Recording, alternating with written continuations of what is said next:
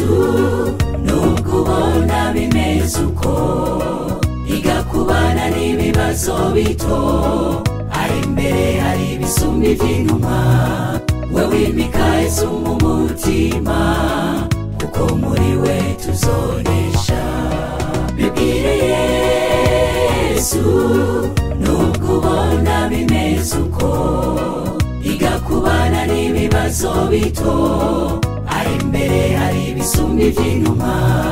we wimika Yesu mu mutima kuko muri we tuzonesha Sitefano umukozi w'Imana bamuhindira hanze bamucisha amabuye ariko ntiyigeze yigwanira na gato yasenze avuga ati Mana nubaharire niwibuke na Daniyeli yahuye n'ibyago bikomeye bamutereye mu kuboko kw'intare kubwo kwizera Imana ava yari muzima na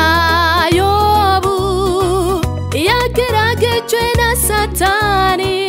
ariko kubwo kwizera nawe yaranesheje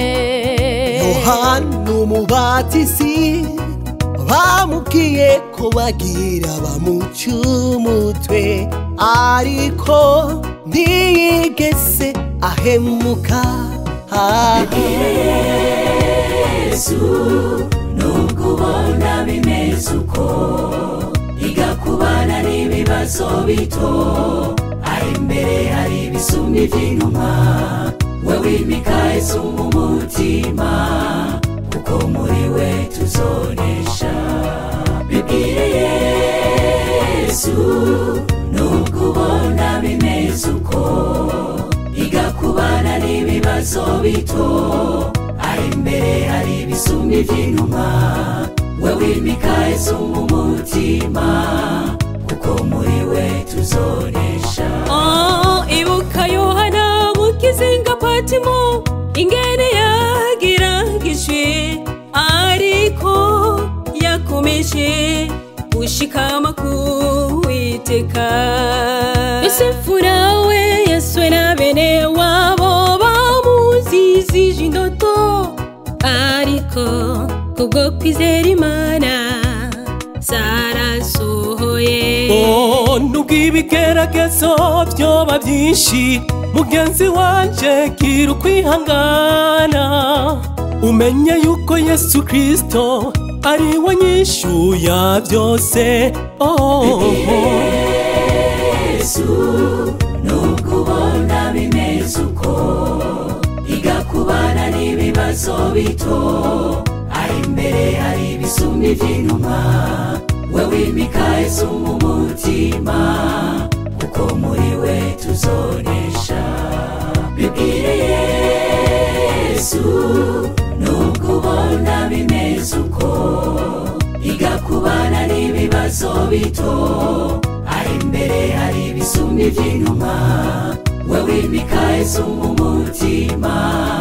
kuko muri we tuzonesha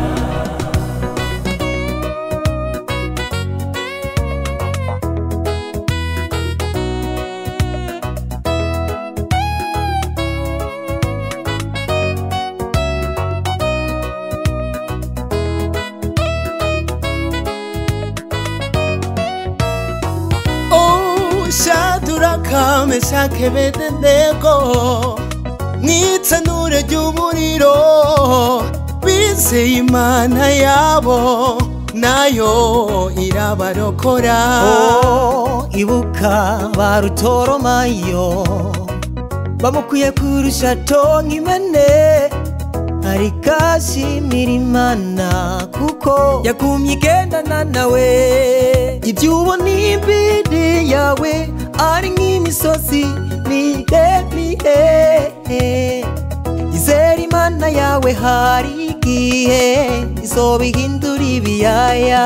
wereka ikagutinya bibwire Yesu Yesu nubwo ubona bimeze uko igakubana n'ibibazo bito aho imbere wewe imika Yesu mu mutima muri we bibwire Yesu igakubana n'ibibazo ufite hari ibisumba by'intumwa wewe muri we